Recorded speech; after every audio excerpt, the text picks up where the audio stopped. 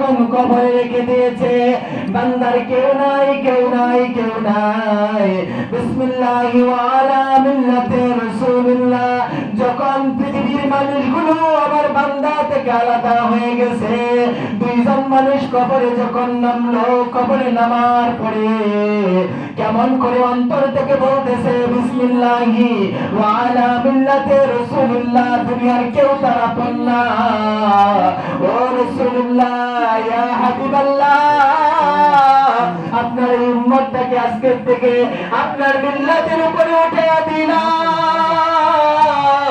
আমার আল্লাহ ডাক দিয়ে বলে, ও ফেরেশতা, শোনো শোনো, আমার এই উম্মতটা যদি নবীর উপরে দরুদ পড়লে ওয়ালা হয়ে যায়, এই উম্মতটারে যখনই কবরের ভিতরে দিয়ে দিবে, আমার নবী রহমতের কুল বাড়ায়া উম্মতটারে কুলে উঠায়া নিবে। এই নবীর দুরূদ শরীফ বেশি বেশি পড়া লাগবে, অন্তর দিয়ে পড়া লাগবে, প্রেম দিয়ে পড়া লাগবে, মহাব্বত দিয়ে পড়া লাগবে, নবীর প্রতি ভক্তি আর শ্রদ্ধা দিয়ে পড়া লাগবে। নবী গো, আমার কেউ নাই, কেউ নাই, কেউ নাই, কবরে আমার নবী আমার জন্য কাঁদবে। মার রাব্বুকা, ফেরেশতা প্রশ্ন করবে, ও তোমার রবকে, মান দীনুকা, তোমার দিন কি? বান্দাটা চুপ করে দাঁড়ায় থাকবে, আমি তো রবের ব্যাপারে কিছু জানি না, আমি তো দিনের ব্যাপারে কিছু জানি না। আমার নবী বলবে, আল্লাহ, আমার উম্মত গুলিকে কি তুমি জাহান্নামে ফেলে দিবা? আমার আল্লাহ কয়, নবী গো, আপনি কিছু চান এই মুহূর্তে আপনাকে দেওয়া হবে। আল্লাহর নবী বলে, আল্লাহ, আমার উম্মত গুনাহগার, আমার উম্মত গুনাহগার, আমার উম্মত মান রাব্বুকা, রবের পরিচয় দিতে জানে না, মান দীনুকা, দিনের পরিচয় দিতে জানে না। ওগো আল্লাহ, আমার উম্মতের কি উপায় হবে? আমার উম্মত কি জাহান্নামে যাবে? আমার আল্লাহ বলে, নবী গো, আপনার এই উম্মত যদি আপনি নবীওয়ালা হয়ে যা, আপনি রাসূলওয়ালা হয়ে যায়, আমি আপনাকে আপনার উম্মতের সামনে হাজির করে দিব। ও নবী, আপনি সামনে দাঁড়া দাঁড়া আপনার উম্মতের কাছে প্রশ্নগুলি শুনবেন, আর যখনই জিজ্ঞাসা করা হবে মান হাজার রাসূল, এই ব্যক্তি সম্পর্কে তুমি কি জানো, আপনার উম্মত যদি বলে ইনি আমার মায়ার নবী, দয়ার নবী, ইনি আমার আকা, আমার জান, ইনি নবী রাহমাতুল লিল আলামিন। নবী গো, জেনে রাখেন, জেনে রাখেন, মান রাব্বুকা প্রশ্নের উত্তর আর দেওয়া লাগবে না, মান দীনুকা প্রশ্নের উত্তর আর দেওয়া লাগবে না। আপনার উম্মত যখন আপনাকে চিনতে পারবে, আপনি নবীর হাতে তাকে দেওয়া হবে, আপনি নবী চাইলে তাকে আপনি জান্নাতের ভিতরে ঢুকাইতে পারেন। নবীর দুরূদ কখনো ছাড়া যাবে না। নবী বলে, বান্দা, উম্মত রে, দুরূদ যখন পড়ো, দুরূদ যখন পড়ো, তখন এই দুরূদের তোহফা, এই দুরূদটাকে রেশমি চাদরের ভিতরে মুড়াইয়া জান্নাতের একটা থালার মধ্যে নিয়া আমার রহমতের ফেরেশতারা আইসা আমার কাছে দাঁড়ায়, ইয়া রাসূলুল্লাহ, ইয়া হাবিবাল্লাহ, নবী কামলে ওয়ালা, আপনার উম্মত আপনার জন্য তোহফা পাঠাইছে। আল্লাহর নবী বলে, আমি রওজা শরীফে শুয়া শুয়া আমার এই মায়ার উম্মতটার জন্য আল্লাহর কাছে ক্ষমা চাইতে থাকি। সুবহানাল্লাহ। আল্লাহ রাব্বুল আলামিন বলে, ওগো নবী, শুনে রাখেন, আপনার উম্মত সারা জীবন জিনা করেছে, আপনার উম্মত সারা জীবন সুদ খেয়েছে, আপনার উম্মত সারা জীবন গুনাহ করেছে, গুনাহ করেছে। আপনি নবীর সাথে যদি প্রেমের কালেকশন লাগাইতে পারে, ও নবী, আপনি শুনেন, শুনেন, শুনেন, আপনি নবী যদি তার প্রতি খুশি হয়ে যান, আপনি নবীর প্রেম যদি তার অন্তরের ভিতরে থাকে, আমি আল্লাহ জান্নাতের মালিক, জাহান্নামের মালিক, আমি আল্লাহ আপনারে শোনায়া দিলাম, শোনায়া দিলাম, আপনার এই উম্মতটার জন্য আমার জাহান্নামটা হারাম করে দেব। তুমি কিন্তু খুব ভালোবেসে মন থেকে পড়তে হবে, আল্লাহুম্মা সাল্লি আলা সাইয়্যিদিনা মুহাম্মাদ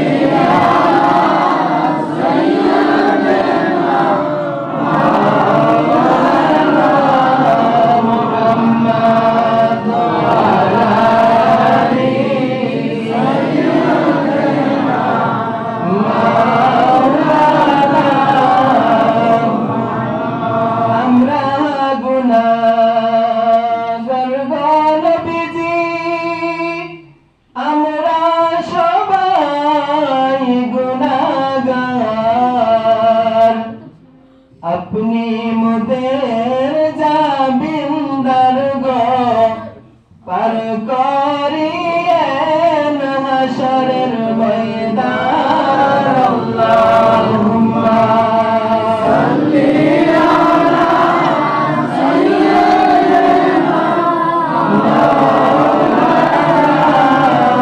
মুহাম্মাদ ওয়া আলা আলি সাইয়্যিদিনা মাওলানা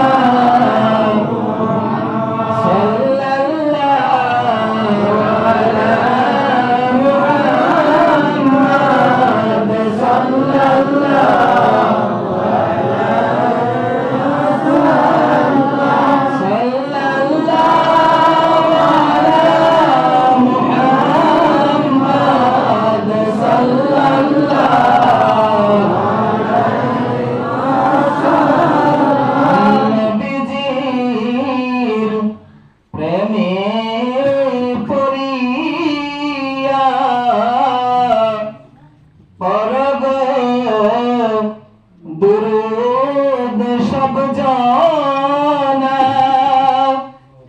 তোমারি দুরূদের কারণে জাহান্নাম হারাম হইবে সাল্লাল্লাহু আলা মুহাম্মাদ সাল্লাল্লাহু আলাইহি ওয়াসাল্লাম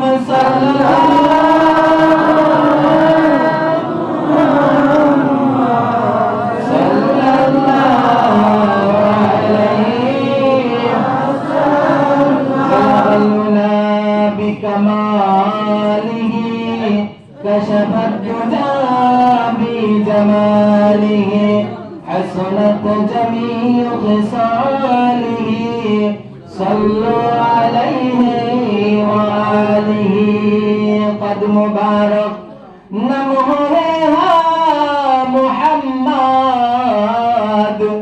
दिल के मेरा शन हो काए मोहम्मद बलगल वला बिकमालिहि कशफत दुजा बिजमालिहि हसनत जमीउ खिसालिहि सल्लु अलैहि व आलिहि।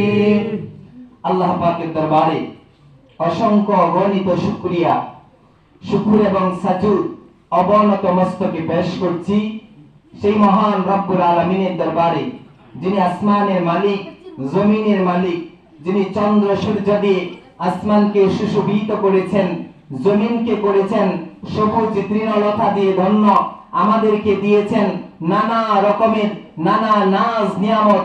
যিনি রব, যিনি মালিক, যিনি খালিক, যিনি স্রষ্টা, যিনি আপনার আমার হায়াতের মালিক, মওতের মালিক, যিনি দিন দুনিয়ার স্রষ্টা, যিনি জান্নাত ও জাহান্নামের মালিক, যিনি হাশরের ময়দানে অধিপতি, যিনি অধীশ্বর, যিনি এক অদ্বিতীয় লা শারীকা লাহ, যার কোনো তুলনা নাই, যার কোনো ক্ষয় নাই, যিনি অব্যয় অক্ষয়, যিনি চিরস্থায়ী চিরঞ্জীব, যার কোনো তুলনা হয় না, যে মহান মালিক আল্লাহু জাল্লা জালালুহু ওয়া আম্মা নাওয়ালুহু আপনাকে আমাকে অত্যন্ত দয়া পরবশ হয়ে ইহসান করে অসংখ্য অগণিত মানুষ থেকে বাছুনি করে ঈমানদার হিসাবে কবুল করে আল্লাহর ঘরে আজকের এই মহতিপূর্ণ দিনে, আজকের এই বরকতপূর্ণ রজনীতে আপনাকে আমাকে দাখিল হওয়ার মতো সৌভাগ্য নসিব করেছেন, সুস্থ রেখেছেন।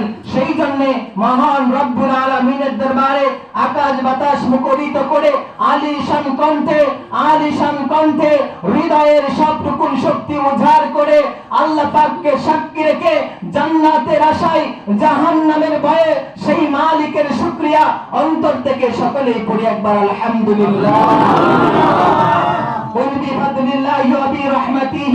যে ব্যক্তি আমার নিয়ামত পেয়েছে, আমার নিয়ামত পেয়ে আনন্দ হলো না, আমার নিয়ামত পেয়ে শুকরিয়া আদায় করলো না, সেই ব্যক্তির প্রতি আল্লাহর নালত, সেই ব্যক্তির থেকে নিয়ামত গুলো চিনে নেওয়া হয়। আল্লাহ কোরআনুল কারীমে বলে, যে ব্যক্তি বিবাহ করেছে সে অত্যন্ত খুশি, রাত্রের 12টা বাজে উঠে ঠান্ডা পানি দিয়া স্ত্রীর ভালোবাসা নিয়ে বাসর ঘর থেকে ত্যাগ করে ঠান্ডা পানি দিয়া গোসল করে তার স্ত্রীকে বুঝাইতে চায় আমি তোমার প্রতি আসক্ত, আমি তোমাকে ভালোবাসি, আল্লাহর বিধান লঙ্ঘন করি নাই, আমি তোমাকে ব্যবহার করে গোসল করেছি। পৃথিবীর কোন মানুষ সেটা শিখায় দেয় নাই, আল্লাহর আইন সে মেনেছে। আল্লাহ পাক বলে তোমার বিবির সাথে যদি তুমি এত ভালোবাসা বিনিময় করতে পারো, যেই বিবিকে আমি বানাইলাম, যেই বিবিকে আমি দিয়েছি, এত নাজ নিয়ামত দিয়েছি, এত সুন্দর করে তোমাকে বানিয়েছি, তুমি আমাকে কি দিলা? সে স্ত্রীর জন্য এত কিছু করলাম, আল্লাহর জন্য কি করলাম? আল্লাহ বলে শুকরিয়া তান হিসেবে যেই ব্যক্তি একবার কালিমাতু শুকরিয়া আলহামদুলিল্লাহ তেলাওয়াত করেছে, বাইনাস সামাওয়াতি ওয়া মাওকুফুল আরদ, শুনে রাখো, শুনে রাখো, আসমান আর জমিনের মধ্যবর্তী ফাঁকা জায়গা আমি আল্লাহ তাকে নেক দিয়ে পূর্ণ করে দিলাম। সুবহানাল্লাহ। যখনই শুনবেন সুবহানাল্লাহ, আলহামদুলিল্লাহ, আল্লাহু আকবার, এগুলো মন থেকে জোরে সোরে তেলাওয়াত করবেন। কারণ আল্লাহর শুকরিয়া যদি আপনার জল মুখ দিয়ে বের না হয়, তাহলে কার শুকরিয়া বের হবে? কার শুকরিয়া বের হবে? আল্লাহর রাস্তে আল্লাহর শুকরিয়া আদায়ার্থে আপনারা সব সময় মনোযোগী হবেন। আমি আপনাদেরকে শবে বরাত প্রসঙ্গে এক দুই কানা হাদিসে মুবারাকা শুধু বলবো। আমি তো আর আলেম মুহাদ্দিস মুফতি না, আমি শুধু আপনাদেরকে নিয়ে একটু গল্প করব। আপনারা আমার সাথে থাকবেন তো ইনশাআল্লাহ? আমি নিয়ত করেছি 12টায় আপনাদেরকে নিয়ে আমি তওবা করব। আমি নিজেও গুনাহগার, আমার জীবন গুনাহে জর্জরিত। আল্লাহর রাস্তে বলছি, আমি আপনাদেরকে বলছি, আল্লাহকে সাক্ষী রেখে, আমি জীবনে যত গুনাহ করেছি, আল্লাহ যদি একটা একটা করে গুনার শাস্তি আমাকে দিতেন, তাহলে এখানে বসার যোগ্যতা আমার হতো না। আর যদি মনে করেন আল্লাহ যদি বলতো বান্দা তুই একটা গুনাহ করেছিস, তোর কলবে ময়লা না দিয়া আমি তোর মুখে একটা ময়লা দিব, মনে করেন একটা তিল, একটা গুনাহ করার কারণে যদি আল্লাহ আমার কপালে একটা তিল দিত, আরেকটা গুনার পরে আরেকটা তিল, আরেকটা গুনার পরে আরেকটা তিল, তাহলে আমি যেই গুনাহ করেছি আমার মুখ আর আপনারা দেখতে পারতেন না, অন্ধকার হয়ে যাইতো তিলে। আপনারা গুনাহ করেন না, কিন্তু আমারটা আমি বলছি। আর যদি আমার এমন গুনাহ আছে যে গুনাহ যদি সমাজে প্রকাশ পাইতো, দুনিয়ার মানুষগুলো জানতো, তাদের পায়ের স্যান্ডেলের বাড়ি দিয়ে আমাকে তারায় দিত, আমাকে সমাজে জায়গা দিত না। কিন্তু আমার আল্লাহ বলে আমি তোর চেহারার মধ্যে কোনো ময়লা দেই না, অন্তরের ভিতরে দিছি, এটা ঢাকনা দিয়ে ঢাকনা, এটা কেউ দেখে না। এই জন্য আপনারা আমাকে ভালোবাসেন এত, যে আমি গুনাহ করি না, আমি সমাজে ভালো মানুষ, কিন্তু আসলে আমার গুনার কোনো শেষ নাই। এই জন্য আজকে যেহেতু এই রাত্রটা পাইছি, আমি ইচ্ছা করেছি 12টার পরে যেহেতু আল্লাহ তওবা কবুল করে বান্দাকে মাফ করে দিবে, আমি 12টার পরে 2-4 মিনিট যাইতেই আমি 4 রাকাত নামাজ পড়ে আপনাদেরকে নিয়ে আল্লাহ তাআলার কুদরতি আদালতে নিজেকে আসামি বানাইয়া, কাঠগড়ায় দাঁড় করাইয়া, রাসূলুল্লাহকে ওয়াকিল বানাইয়া আমি আল্লাহর কাছে কাঁদবো, মাওলা জীবনে কিছু করতে পারি না, তোমার নবীর উসিলা দিয়েছি, আমি দাঁড়িয়েছি, তুমি আমাকে মাফ করে দাও। আমার আল্লাহ বলে বান্দারে, যে বান্দাগুলো একত্রিত হয়েছে, 40 জন মানুষ যদি একত্রিত হও, এইখানে একজন মানুষও যদি নেককার না হয়, আমি একজনকে আমার ওলি বানাইয়া এই 40 জনের দোয়া আমি আল্লাহ কবুল করব। সুবহানাল্লাহ। এই জন্য মনের ভিতরে বড় লোভ, আপনারা প্রত্যেক মানুষের উপরে আছেন, আপনাদেরকে নিয়ে দোয়া করলে আল্লাহ পাক আমাকে মাফ করে দিবেন। সুতরাং আপনারা থাকবেন, আল্লাহ পাকের কাছে আমার গুনার জন্য আপনাদেরকে নিয়ে আল্লাহর কাছে দরখাস্ত করব, আল্লাহ যেন আমাদেরকে সবাইকে যেন মাফ করে দেয়। সকলে বলি আমিন। শবে বরাত শব্দ কুরআনুল কারীমে নাই, শবে বরাত শব্দ হাদিস শরীফে নাই, কারণ শবে বরাত শব্দটা ফারসি শব্দ। এই শব্দে কুরআনও নাজিল হয় নাই, হাদিসও নাজিল হয় নাই। কুরআন শব্দ হচ্ছে আরবি, হাদিস শব্দ হচ্ছে আরবি। আল্লাহ রসুল আরবি, যিনি আরবিতে কথা বলেছেন, আরবিতে কোরআন করেছেন, আরবিতে হাদিস শিক্ষা দিয়েছেন, আল্লাহ নিজে কুরআনুল কারীম আরবিতে নাজিল করেছেন। এই জন্য শবে বরাত এটা বাংলার মতো হয়ে গেছে। এই শব্দটা আসলেই হচ্ছে ফারসি শব্দ। আরবিতে কুরআনুল কারীমে হাদিসে মুবারাকায় এই শব্দটাকে নিসফু মিন শাবান বলা হয়। সুবহানাল্লাহ। আর ফারসিতে বলা হয় শবে বরাত, আর বাংলাতে বলা হয় ভাগ্য রজনী। সুবহানাল্লাহ। ভাগ্য রজনী মানে এই দিনে আল্লাহ তাআলা আপনার এক বছরের ক্ষুদ্র ক্ষুদ্র বাজেটগুলি আজকে উপস্থাপন করবেন, যে এই বান্দা এতটুকু রিজিকের অধিকারী হবে, এই বান্দার নিঃশ্বাসে এতটুকু অক্সিজেন যাবে, এতটুকু অক্সিজেন তার জন্য প্রয়োজন, সে অমুকের বাড়িতে দাওয়াত খাবে, বিয়ে খাবে, কুলকানি খাবে, এই সেই করবে, এগুলো আজকের রাত্রে বাজেট হবে। এই ভাগ্য রজনী হচ্ছে বাংলায়, আরবিতে কোরআন এবং হাদিসে আছে নিসফু মিন শাবান, শাবান মাসের 15তম রজনীতে আল্লাহ পাক দোয়া কবুল করেন, সুবহানাল্লাহ। এখন আপনি যদি বলেন, ইউটিউব মৌলবীরা যদি বলে শবে বরাত কোরআন হাদিসে নাই, সত্যি, এটা সত্যি, কোরআন হাদিসে কোথাও শবে বরাত নাই। কারণ এই শবে বরাত শব্দটা হচ্ছে ফার্সি শব্দ, আরবিতে আছে নিসফু মিন শাবান, নিসফু মিন শাবান, এটা হচ্ছে শাবান মাসের 14তম রাত্র, দিবাগত রাত্র, মানে 15তম রাত্রে আগত। এটা কোরআনুল কারীমে এবং হাদিসে আছে নিসফু মিন শাবান। আর আমরা যারা বাংলা ভাষা, এটা কেউ ভাগ্য রজনী বলি না, সবাই বলে যে শবে বরাত, তাই না? কিছু কিছু শব্দ আছে সিয়ার, ইংরেজি শব্দ, এগুলো আমি মনে করি আমার বাবা জীবনে স্কুল কলেজে যায় না, তিনি ইংরেজি কোথায় কয় সিয়ার। আপনার আব্বা আম্মা জীবনে স্কুলে কোনোদিন যায় না, তিনি বলে সিয়ার। সিয়ার কি বাংলা শব্দ? ইংরেজি। তার মানে কিছু শব্দ আছে ইংরেজি হইলেও মূর্খের চেয়ে মূর্খ সেও ইংরেজিতে বলতে পারে। মানে এই শব্দগুলো আমাদের এত পরিচিত যেটা আমরা অটোমেটিক বলতে পারি। এজন্য অনেক ইংরেজি শব্দ আছে যেগুলো আমরা, অনেক মূর্খ মানুষ বলবেন হ্যালো কই আছো, হ্যালো, হ্যালো শব্দটা কিন্তু ইংরেজি শব্দ। হ্যালো কই আছো, রাস্তার মধ্যে বড় জ্যামে আছি। আর জ্যাম শব্দটা হচ্ছে ইংরেজি, কিন্তু মূর্খের চেয়ে মূর্খ যে আছে সেও বলতে পারে 2-4 গাড়ি এক কান হইলে জ্যাম বাজছে। এগুলো ইংরেজি শব্দ। মানে কিছু শব্দ আছে যে একেবারে বাংলার মতো আপন শব্দ, এগুলো ইংরেজি হলে আমরা মনে করি এগুলো বাংলা। এইরকম শবে বরাত প্রচলিত ভাষায়, আরবিতে এটা শবে বরাত নয়, বাংলাতে ওটা শবে বরাত নয়, কিন্তু শবে বরাতে প্রচলিত। কারণ এই বাংলার জমিনে ভারত থেকে ইসলাম প্রচার করতে আসা ফার্সিবিদরা এই শবে বরাতটা রেখে গেছেন। ইয়ামিন থেকে কিছু ব্যক্তি ফার্সিতে কথা বলেছেন, আল্লাহর ওলিরা, তারা এই বাংলার জমিনে এসে ফার্সিতে কথা বলে শবে বরাতটা প্রচলিত করেছেন। এই জন্য আমাদের পিতৃপুরুষরা এটা শবে বরাতকে, এই দিনটাকে শবে বরাতেই মনে করেছে। আসলে আমরা বাঙালি হিসাবে এটা ভাগ্য রজনী বলা দরকার, কিন্তু ঠিক আছে শবে বরাত যদি বুঝেন যেটা শবে বরাত এই দিনটা, তাহলে ঠিক আছে। এটা কোরআনেও আছে, হাদিসেও আছে। আল্লাহ রাসূল সাল্লাল্লাহু আলাইহি সাল্লাম, ইবনে মাজাহ, বুখারী, তিরমিজি, আবু দাউদ, মিশকাত, নাসাঈ, মালিক ইবনে মুয়াত্তা, আবু দাউদ শরীফের হাদিস, হযরত আলী রাদিয়াল্লাহু তাআলা বলেন, পৃথিবীর মানুষ শুনে রাখো, পৃথিবীর মানুষ শুনে রাখো, ও পৃথিবীর মানুষ শুনে রাখো, নিসফু মিন শাবান, শাবান মাসের দিন যখন তোমাদের কাছে অতিবাহিত হয়, তোমরা বসে থাকো না, তোমরা বসে থাকিও না। এই নিসফু মিন শাবানের রাত্র যেদিন আসে, ইয়াউমুল লাইল, তোমরা সবাই এই ইয়াউমুল লাইল, এই দিনের রাত্রে মসজিদের ভিতরে আসো।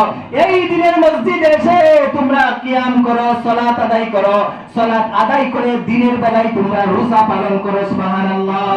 ইবনে মাজাহ শরীফের হাদিস, বুখারী, তিরমিজি, আবু দাউদ, মিশকাত, ইবনে মাজাহ সহ সিয়াসিত্তার কিতাব সহ আর অন্যান্য সহিহা কিতাবের মধ্যে এই হাদিস কেন রওয়ায়াত করেছেন ইমাম গাজ্জালী রাহমাতুল্লাহ আলাইহি। তার বিখ্যাত কিতাব ইয়াহিউল উলুমিদ্দিন কিতাবের ভিতরে তিনি বলেছে, এই দিনটা যখন আসে, এই দিনটা যখন আসে, বান্দা তোমরা লুবি হও, লুবি। একটা জিনিস পাওয়ার জন্য অন্তরে লুপ করো। সেই লুপটা কি? যে আমার জীবনের গুনাহ মাফ হয়ে যাবে, আল্লাহর নূর দিয়ে আমার অন্তরটা ভরে যাবে, সুবহানাল্লাহ। এই জন্য আজকের এই দিনে আপনাকে ইবাদত করতে হবে, আল্লাহর কাছে মাগফিরাত চাইতে হবে। আমরা যারা বাবা হয়েছি, আমরা সবাই তো চাই আমাদের ছেলেগুলো ভালো থাকুক, মেয়েগুলো ভালো থাকুক, ঠিক না? যারা বিয়ে করেছি, স্ত্রী ভালো থাকুক, পুত্র পরিবার পরিজন সবাই ভালো থাকুক, আমরা তো এটা সবাই চাই। আজকে তো আল্লাহ তাআলা আমাদের ভাগ্যে ভালো মন্দ নির্ধারণ করবেন। এখন যদি আমি আল্লাহর কাছে কেঁদে দিয়া বলি, আল্লাহ গো তুমি আমার পরিবারকে ভালো রাখো, আমাকে ভালো রাখো, আমার ছেলে মেয়েকে ভালো রাখো, তাহলে আল্লাহ তাআলা যেহেতু বাজেট লিখতেছে, আমি যদি কাকতি করে বলি, আল্লাহ কি আমার ডাক শুনবেন না? আল্লাহ পাক পবিত্র কোরআনুল কারীমে বলে, ওয়ালা তাকনাতু মির রাহমাতিল্লাহ, ও বান্দা শুনে রাখো, শুনে রাখো, যেই ব্যক্তি আমার রহম থেকে নৈরাশ হয়ে গেলা, যেই ব্যক্তি আমার রহম থেকে নৈরাশ হয়ে গেলা, তোমরা বলো, বলো আমি আল্লাহ ছাড়া তোমাদের আর কি আছে? যে আমি আল্লাহ ছাড়া তোমাদের কোনো প্রভু আছে কিনা? যেই প্রভু তোমার জীবনের গুনাহ মাফ করতে পারে, যেই প্রভু তোমার জীবনের সমস্ত অন্যায়গুলো নিঃসাত করতে পারে। যদি কেউ না থাকে, কেউ না থাকে, যদি গুনাহ করেছো পাহাড় সমান, যদি গুনাহ করেছো সাগরের ফেনার চেয়ে বেশি। ওরে বান্দা লা তাকনাতুল্লাহ মির রাহমাতিল্লাহ, আমি আল্লাহ পাকের রহম থেকে কখনো নৈরাশ হই না। আমি আল্লাহর দরবারে যখন আসবা মনে মনে ধারণা করো আমি আল্লাহ মাফ করে দিব। তোমার বসার মধ্যে উঠতে হবে না, বসা থাকা অবস্থায় আমি আল্লাহ তোমার জীবনের তামাম গুনাহগুলি মাফ করে দিব। সুবহানাল্লাহ। এখন বলেন আমাদের জীবনে কি গুনাহ করছি যে ফেনার চেয়ে বেশি হয়ে গেছে? কি গুনাহ করছি যে পাহাড়ের চেয়ে বেশি হয়ে গেছে? এর চেয়ে বেশি কি হয়ে গেছে মনে হয়? মনে হয় না। একটা ঘটনা শুনেন, আল্লাহর নবী সাল্লাল্লাহু আলাইহি সাল্লামের চাচাতো ভাই দাহিয়াতুল কালবি একজন বড় মাপের জুলুমকারী ব্যক্তি ছিল। এই দাহিয়াতুল কালবি মক্কার জমিনে সবচাইতে নিকৃষ্ট কাজ করেছে। 70 থেকে 72টা মেয়েকে সে জিন্দা কবর দিয়েছে। অন্যের মেয়েগুলো যখন আরবের বুকে জন্মগ্রহণ করেছে, এই দাহিয়াতুল কালবিকে জল্লাদ বানায়া বাড়া কইরা নিছে। কারো যদি সন্তান জন্মগ্রহণ করেছে মেয়ে, দাহিয়াতুল কালবির বাড়িতে কবরে চলে গেছে, ও দাহিয়াতুল কালবি আমার মেয়েটাকে খতম করে দিতে হবে, 500 দিরহাম পাইবা। এই দাহিয়াতুল কালবি দৌড় দিয়া সেই মানুষের বাড়িতে যাইয়া উপস্থিত হয়ে গেছে। কেন আমাকে ডাকলা? ও দাহিয়াতুল কালবি আমি তোমাকে ডেকেছি, আমার মেয়ে সন্তান জন্মগ্রহণ করেছে, তাকে ইন্তেকাল করাতে হবে।